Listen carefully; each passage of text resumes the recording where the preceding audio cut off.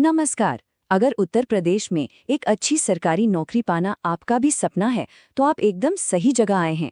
तो चलिए, आज हम मिलकर समझते हैं कि यूपी लेखपाल भर्ती की पूरी प्रक्रिया आखिर है क्या, स्टेप बाय स्टेप।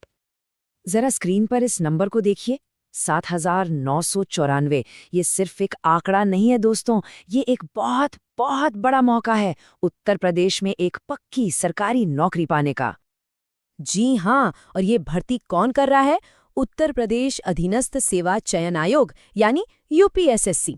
तो भाई, अगर आप मेहनत से तैयारी कर रहे हैं ना, तो इस सुनहरे मौके को हाथ से बिल्कुल मत जाने दीजिएगा। तो आज हम क्या क्या देखने वाले हैं? सबसे पहले तो बात करेंगे इस मौके की, फिर जानेंगे कि भाई कौन कौन इसके लिए एलिजिबल है। उसके बाद एप्लीकेशन प्रोसेस को स्टेप बाय स्टेप समझेंगे और आखिर में एक बहुत ज़रूरी चेकलिस्ट पर भी नज़र डालेंगे। तो चलिए, पहले सेक्शन से शुरू करते हैं। जैसा कि मैंने अभी बताया, 7,994 पद, ये हाल के दिनों की सबसे बड़ी भर्तियों में से एक है जिसे यूपीएसएससी लेकर आया है। अच्छा, अब आते हैं उस सवाल पर जो शायद सबके मन में होगा, क्या मैं इस पद के लिए अप्लाई कर सकता हूँ? तो चलिए फटाफट देखते हैं कि इसके लिए क्या क्या जरूरी है। देखिए, 3 मोटी मोटी बातें हैं जिनका ध्यान रखना है। पहली, आप कम से कम 12वीं पास होने चाहिए। दूसरी, और ये बहुत जरूरी है, आपने यूपी SSSC पेट परीक्षा पास की हो। और हाँ, अगर आपको कंप्यूटर की बेसिक नॉलेज है तो ये तो समझ लीजिए सोने पे सुहागा है, एक प्लस पॉइंट है। उम्र की बात करें तो ये भी बिल्कुल साफ है, कम से कम 18 साल और ज्यादा से ज्यादा 40 साल।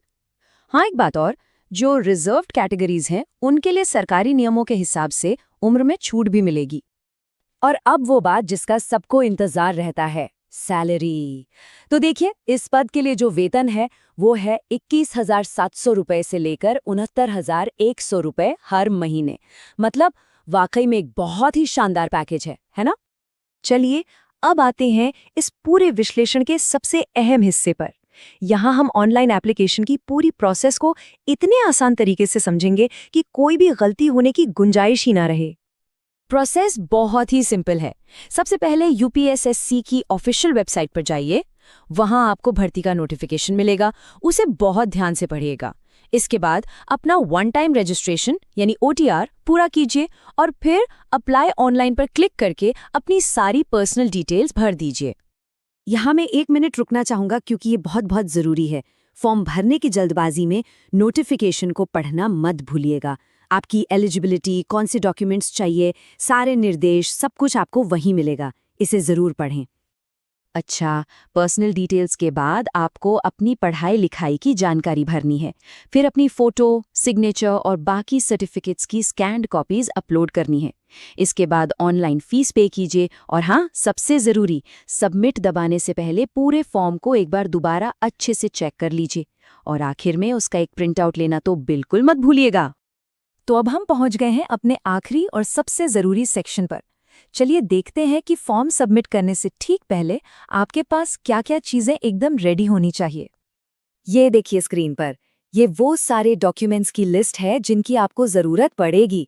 हमारी तो यही सलाह है कि एप्लीकेशन शुरू करने से पहले ही इन सबको एक फाइल में तैयार करके रख लें। इससे बाद में कोई भी भाग दौड़ नहीं होगी। और जाते जाते ये 3 बातें गांठ बांध लीजिए। पहली, आखिरी तारीख का इंतजार बिल्कुल मत कीजिए। दूसरी, फॉर्म में कोई भी गलत जानकारी मत भरिएगा, वरना फॉर्म कैंसिल हो सकता है। और तीसरी, एक ही कैंडिडेट को सिर्फ एक ही एप्लीकेशन भेजना है। बस इन छोटी छोटी बातों का ध्यान रखेंगे तो आपका आवेदन एकदम सही तरीके से पूरा होगा। तो अब सारी जानकारी आपके पास है। इस गाइड के साथ क्या आप एक सफल आवेदन के लिए पूरी तरह से तैयार महसूस कर रहे हैं?